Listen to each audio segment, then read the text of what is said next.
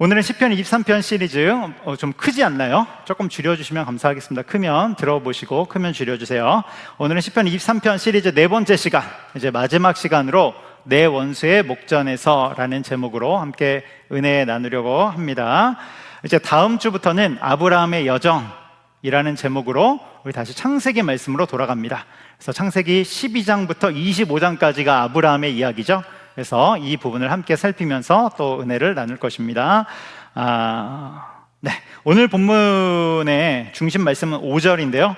우리 5절 말씀을 다 같이 읽어보도록 하겠습니다. 5절 있습니다. 주께서 내 원수의 목전에서 내게 상을 차려주시고 기름을 내 머리에 부으셨으니 내 잔이 넘치나이다.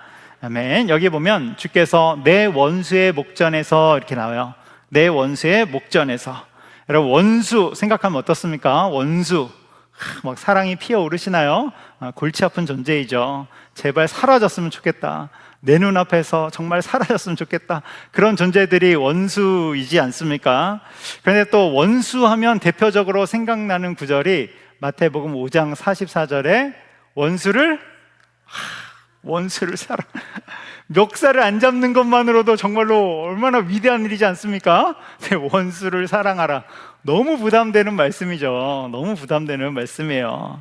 근데 원수를 사랑하라, 이 말씀에 이제 해석 중에 이런 해석이 있어요. 읽어드릴게요. 원수를 사랑하라는 말씀은 원수와 결혼하라는 말이 아니다. 그가 요청할 때 도움을 주라는 말이다. 이런 해석인데요. 그래서 원수가 그가 급한 마음에 급한 도움을 요청할 때 외면하지 말라는 거예요. 먹을 것이 없을 때, 그때 도움을 요청했을 때 외면하지 말라는 것입니다. 혹 우리식으로 적용하면 갑자기 쓰러져서 119를 불러줘야 될 상황이 있다면 불러주라는 거예요. 그런 도움을 주라는 것입니다. 큰일을 당했을 때 외면하지 말라는 것입니다. 이런 해석이 있어요. 흥미로운 해석이죠. 또 원수를 사랑하라, 이럴 때 우리나라 속담이 생각나기도 하는데요. 미운 놈 떡 하나 더 준다, 이런 속담이 생각나기도 합니다.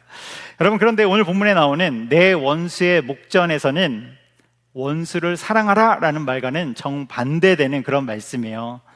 원수의 목전에서 뭘 하냐면 주님이 상을 차려주시기 때문에 그런 것입니다. 그러니까 이 모습은 원수를 사랑하는 모습이 아니라 원수를 꺾고 승리한 모습이라는 것이죠. 원수의 목전에서 상을 차려주신다. 여기서 상은 뭘까? 우리가 신앙이, 저는 이제 어렸을 때 여기 상을 보면서 주님이 상장을 주시나 보다, 우리 개근상, 우등상처럼 원수가 보는 앞에서 상장을 주시는가 보다, 이렇게 생각한 적도 있는데요. 그런데 여기에서 상은 밥상이죠. 밥상. 원수가 보는 앞에서 밥상을 차려주신다는 거예요. 그러니까 이 밥상은 무슨 상입니까? 잔치상이고, 즉 승리의 만찬이에요. 승리의 만찬. 그러니까 원수를 꺾고 승리한 모습이 나타나는 것이죠. 그럼 여러분, 원수를 사랑해야 됩니까? 아니면 원수를 꺾고 승리해야 됩니까? 원수를 탁 꺾고 승리해야 됩니까? 아니면 사랑해야 됩니까? 오늘은 이 부분에 대해서 나눌 거예요. 그래서 두 가지를 나눌 건데, 첫 번째는 원수와 용서에 관해서 나눌 것이고요. 원수와 용서에 관해서. 두 번째는 궁극적인 원수에 관해서 나눌 것입니다. 궁극적인 원수. 그래서 이제 말씀의 첫 번째 부분이고요. 원수와 용서에 관해서 나눌 것입니다. 여러분, 용서는 늘 쉽지 않은 주제예요. 우리 그리스도인들에게 부담스러운 주제를 한 세 가지 꼽아라. 그러면 이 세 가지 안에 들어가는 것이 용서입니다. 세 가지 중에 두 가지 꼽으라면 용서. 또 하나는 뭘까요? 헌금 설교가 부담스럽죠. 그래서 목사님이 헌금 설교를 하기 시작하면 요즘 교회가 어려운가 뭐 이렇게 생각하는 성도님들이 있다고 하잖아요. 부담스러운 주제이죠. 그리고 또 지금 시대는 어떻습니까? 용서를 권장하는 그런 시대가 아니라 끝까지 책임을 묻고 그에 상응하는 대가를 치르도록 끝까지 나가는 그런 시대 속에 우리가 살고 있죠. 그런데 만일 이것이 사회적 물의를 일으킨 것이다, 그러면 여러분 그것이 맞습니다. 또 드라마, 더 글로리 또는 모범택시처럼 악한 사람이 나온다면, 나쁜 사람이 나온다면 그렇게 할 수 있어요. 그런데 문제는 뭐예요? 일상에서 쉽게 넘어갈 수 있는 부분도 이제는 용서보다는 끝까지 응징하려는 그런 일들이 많이 피어오르고 있다는 것이죠. 이런 부분이 안타까워요. 예를 들어서 네이트판 이런 곳에 보면 개인들의 사연이 올라오는데요. 어떤 사연이 올라오냐면 직장인들의 하소연도 올라오고, 또 친구 간의 서운한 것 이야기들도, 자기 이야기들도 올리고, 또 결혼 생활에 서운한 것들도 올리고, 막 이런 글들이 올라간단 말이에요. 그러면 이제 댓글이 달리죠. 가령 결혼했는데 남편이 서운하게 한다, 이런 글을 올리면 베스트 댓글 1위가 뭔지 아세요? 절대로 가만두지 말아라, 용서하지 말아라. 2위는 뭔지 아세요? 이혼해라. 3위는 절대로 용서하지 말고 이혼해라. 이게 3위예요. 여러분, 친구가 저를 서운하게 해요, 이러이러해서 서운해요. 그러면 댓글 1위는 용서하지 말아라. 2위는 뭐예요? 손절해라. 3위는 용서하지 말고 손절해라, 이거예요. 대부분 똑같아요, 댓글이. 며느리와 시어머니 간의 갈등이 막 올라왔어요. 내가 이래서 너무 서운합니다. 1위는 절대로 용서하지 말아라. 2위는 남편과 이혼해라. 3위는 용서하지 말고 이혼해라. 똑같습니다. 패턴이 똑같아요. 그러니까 뭡니까? 억울한 일, 손해보는 일에 대해서 참지 못하는 그 시대에 들어와 있죠. 용서보다는 내 것을 끝까지 주장하는 이런 시대 속에 우리가 살아가고 있다는 거예요. 여러분, 우리가 요즘 새벽에 레위기 말씀을 보고 있는데, 레위기 말씀 어떻습니까? 사랑스럽습니까? 아니면 정말로 내 위기입니까? 여러분, 정말 레위기는 말 그대로 위기예요. 위기를 어떻게 넘어갈지 여러분 잘 넘어가고 계십니까? 특별히 1장부터 지금 7장까지는 거의 졸면서 보게 되죠. 졸면서 사경을 헤매면서 볼 수밖에 없는, 정말로 실제로 어려운 부분입니다. 그런데 이러한 제사 중에 5가지 제사가 나오잖아요. 이 제사 중에 용서와 관련된 그 제사가 나오죠. 그것은 5번째 제사인 속건제인데요. 여러분, 참고로 우리 이제 새벽 예배에 설교도 열심히 들으시니까 이 5대 제사를 한번 생각해 보면, 첫 번째 번제, 두 번째 소제, 세 번째 화목제, 네 번째 속죄제, 5번째 속건제. 네, 이렇게 되죠. 네, 잘 하셨어요. 그래서 5가지입니다. 이 중에 첫 번째 번제는 무엇입니까? 가장 기본적인 제사로서 하나님께 제물을 태워서 올려드리는 그런 예배가 되죠. 그래서 우리식으로 가져오면 가장 기본적이고 가장 중요한 예배, 한 가지 예배만 드린다면 꼭 드려야 되는 주일 예배를 여기에 비유해 볼 수 있는 것이죠. 꼭 똑같지는 않지만 우리가 적용해 본다면 우리도 여러 가지 예배 중에 주일 예배를 생각해 볼 수 있는 거예요. 이게 번제. 두 번째는 소제이죠. 소제는 뭘로 드리는 제사예요? 곡식으로 드리는 제사죠. 그렇죠? 곡식. 그래서 이 제사 중에는 우리가 짐승으로만 드리는 줄 알았는데 곡식으로도 드리는구나, 우리가 이것을 알게 되죠. 그렇다면 여러분, 곡식으로는 언제 제사를 드릴까? 언제 곡식의 제물을 드릴까요? 그렇죠. 추수했을 때, 내 밭에 있는 농작물을 추수하고 수확했을 때 하나님 앞에 그대로 드리는 것입니다. 또 첫 열매를 맺었을 때, 그때 하나님께 드리기 위해서 이 소제를 하나님께 드리게 되는 것이죠. 여러분, 이 소제에 있어서 우리가 곡식 제사하면 생각나는 제사가 있죠. 누구의 제사예요? 가인과 아벨의 제사. 가인이 곡식으로 하나님께 제사를 드렸잖아요. 그런데 하나님이 가인의 제사는 안 받으셨죠. 그래서 가인이 곡식을 드렸기 때문에 안 받으신 것이 아니라, 곡식을 드려서 내가 미워, 그런 것이 아니라 무엇입니까? 가인이 예배자의 마음이 없었기 때문에 하나님이 안 받으신 것이죠. 그는 껍데기로 드린 거예요. 그냥 형식적으로 드린 거예요. 마음에는 하나님을 경외하는 마음 없이 그냥 제물만 바친 거예요. 그래서 하나님이 안 받으신 것이죠. 여러분, 우리가 예배 드린다고 했을 때 같은 자리에 다 앉아있지만 모두가 다 같은 예배를 드리고 있음은 아니다. 여러분, 이것을 반드시 기억하시기 바라요. 그래서 예배를 드릴 때 우리가 어떻게 드립니까? 하나님을 경외하는 마음으로 드리는 것입니다. 내 마음의 중심을 하나님 앞에 드리는 그 심정과 결단으로 하나님 앞에 드리는 거예요. 세 번째 제사는 화목제이죠. 화목제. 화목제는 무엇입니까? 말 그대로 하나님과 화목하기 위해서, 더 가까이 가기 위해서, 교제하기 위해서 드리는 제사이죠. 그래서 거기에는 서원이 있어요. 하나님께 더 가까이 가기 위한 서원도 있고, 자원함도 있고, 또 감사도 있고, 헌신도 있어요. 그래서 우리로 따지면 이 화목제는 헌신 예배, 드림 예배, 이제 6월 달에 찬양대 드림 예배 있지 않습니까? 드림 예배로 우리가 생각할 수 있어요. 그런데 이때 드리는 제물은 다 태우지 않고 일부를 남긴다고 그랬어요. 제물을 다 태우지 않고 제물의 일부, 이 고기잖아요. 고기를 남겨서 우리 가족과 같이 먹고 주변 사람들과 나눠 먹고 공동체 사람들과 함께 먹는 거예요. 그러니까 화목제는 하나님께 화목하기 위해서 드렸는데 결과적으로는 다 모든 사람과 화목하게 되는, 서로 사랑을 이루는 그런 제사가 되는 것이죠. 이게 세 번째고, 이제 네 번째, 다섯 번째가 속죄제, 속건제예요. 속죄제와 속건제는 회개의 예배이죠. 회개 예배. 회개 예배가 하나면 얼마나 좋겠어요. 속죄제, 그럼 우리가 다 알겠는데 두 개가 나와요. 또 속죄제, 속건제, 이 두 개의 예배가 나오죠. 이 중에 이제 속죄제, 네 번째 속죄제는 죄로 인해서 내가 부정하게 되었을 때 씻는 제사예요. 그래서 예를 들어 하나님의 계명을 어겼어요. 그럼 부정해지죠. 하나님의 말씀에 불순종했어요. 또는 부정한 것과 접촉했어요. 그럼 내가 부정해지잖아요. 그런 것을 씻어내는 회개의 제사입니다. 이게 속죄제예요. 회개 예배의 기본적인 것이죠. 그런데 다섯 번째 속건제가 있단 말이에요. 속건제.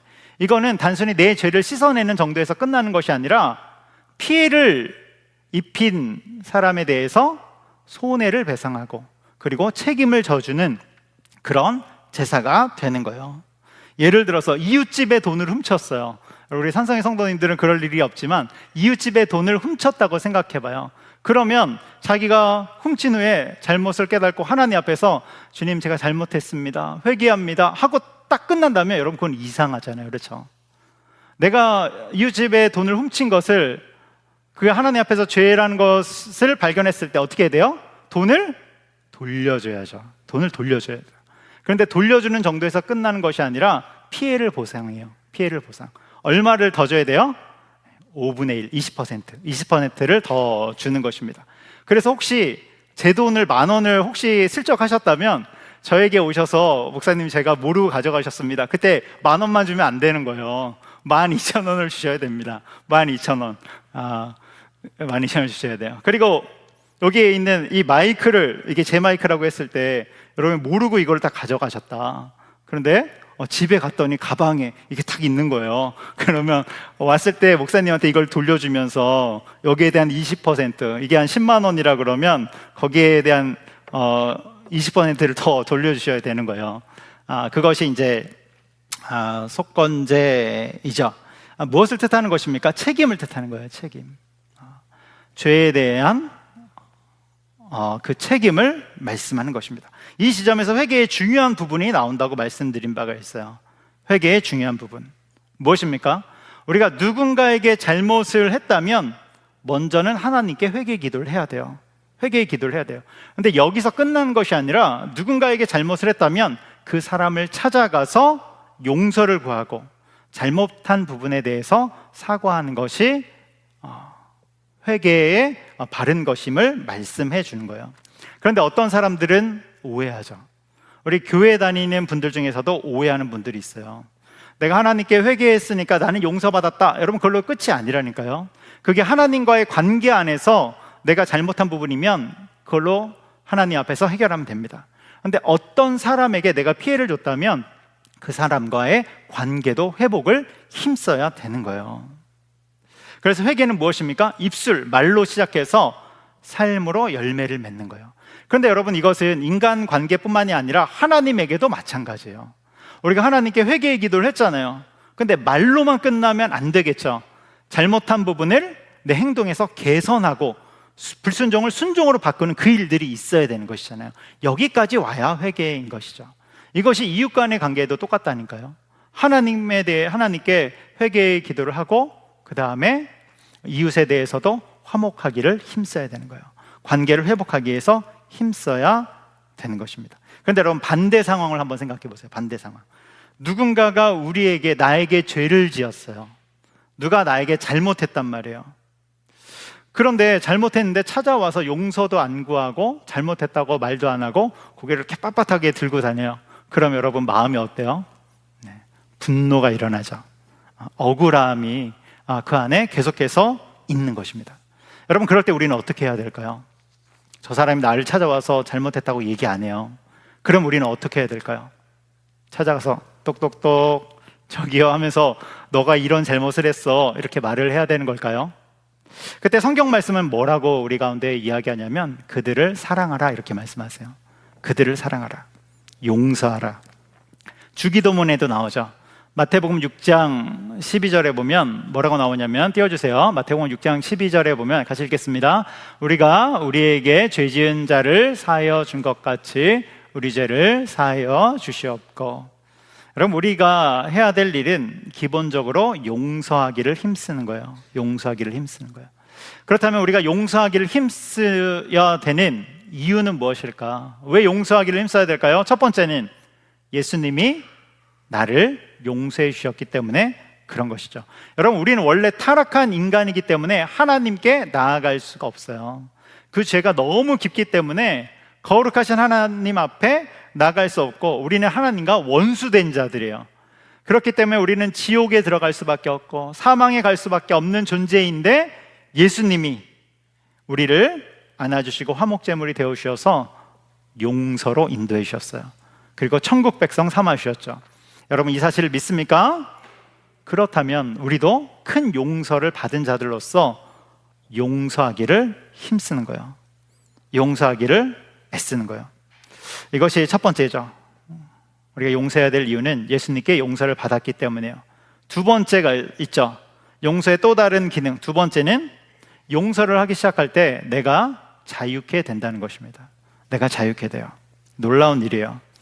여러분, 우리가 용서하지 못하는 이유 중에는 억울함, 섭섭함, 분노 등과 같은 감정이 있죠. 그런데 이 감정을 풀지 않고 계속 담고 살아가면 어떻게 됩니까? 용서하지 않고 계속 담고 살아가면 이 분노가 사라집니까? 더 커지죠.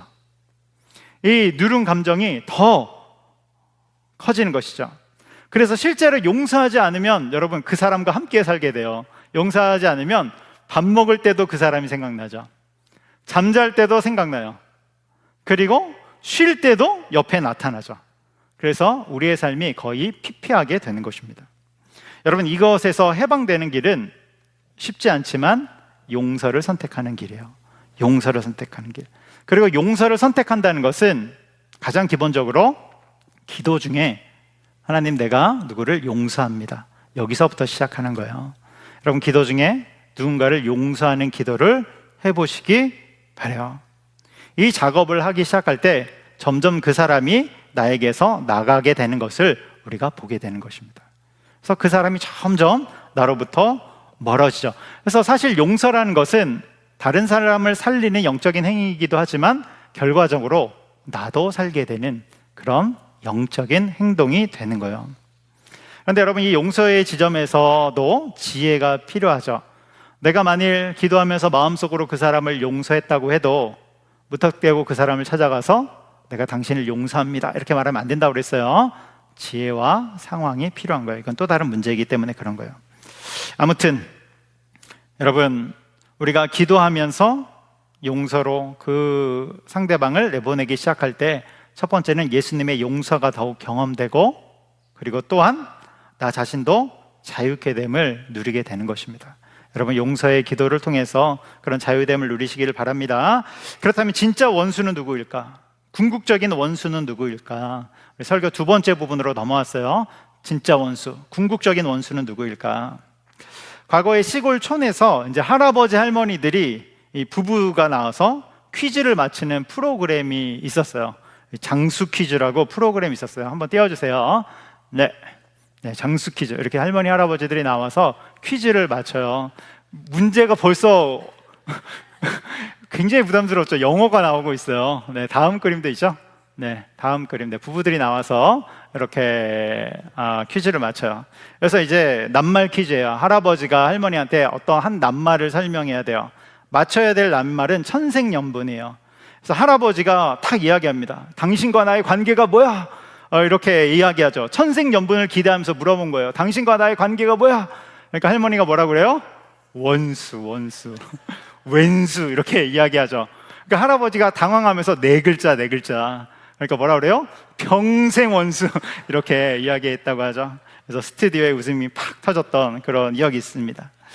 여러분, 그런데 우리의 원수는 사실 사람이 아니죠. 우리의 원수는 사람이 아니에요. 우리의 궁극적인 원수는 사단과 마귀가 되는 것이죠. 그래서 오늘 본문에서 원수의 목전에서 상을 차려주시는 것, 이것을 영적 전쟁에서의 승리로 대입하고 적용해 볼 수 있는 거예요. 영적 전쟁에서의 승리. 여러분, 우리는 그리스도인이죠. 그리스도인을 다른 말로 하면 교회 다니는 사람이 아니라 예수님의 제자라는 뜻이죠. 예수님의 제자. 그리고 주님의 제자이기에 우리는 주님의 길을 따라가는 거예요. 이 주님의 길은 십자가의 길이기도 하고 사명의 길이기도 하죠. 그런데 이 사명의 길을 갈 때는 반드시 영적인 전투가 발생되는 거예요. 영적인 싸움, 영적인 전쟁이 생기죠. 복음서에도 보면 예수님이 영적인 전쟁을 시작하시는데 우리가 잘 아는 마귀에게 시험 받으시는 장면, 몇 가지로 시험 받으세요? 3가지로 시험 받으시잖아요. 3가지. 그런데 여러분, 이것이 언제 일어납니까? 예수님이 공생애를 시작할 때 일어나는 거예요.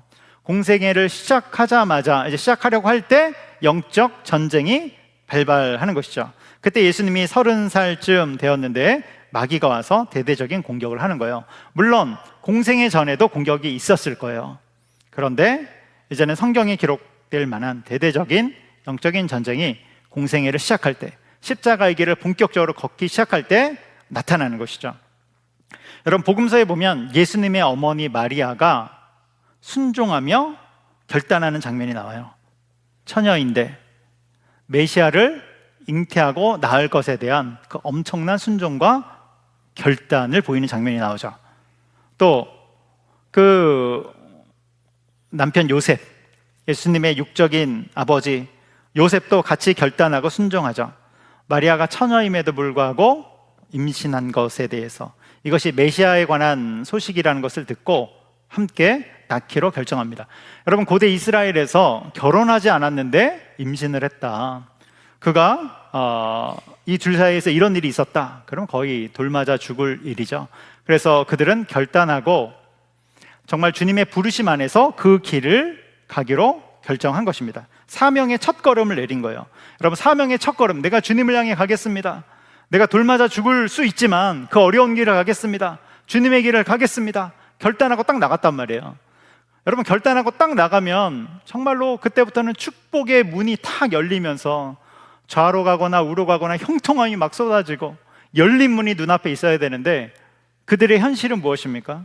그들의 현실은 애굽으로 도망가야 되는, 야반도주해야 되는 엄청난 처절한 상황에 놓이게 된 것이죠. 헤롯 왕이 목숨을 정조준하는, 여러분, 왕이 죽이려고 하는 어마어마한 그 일 가운데 들어가게 되는 거예요. 그래서 애굽으로 야반도주하죠. 여러분, 무엇입니까?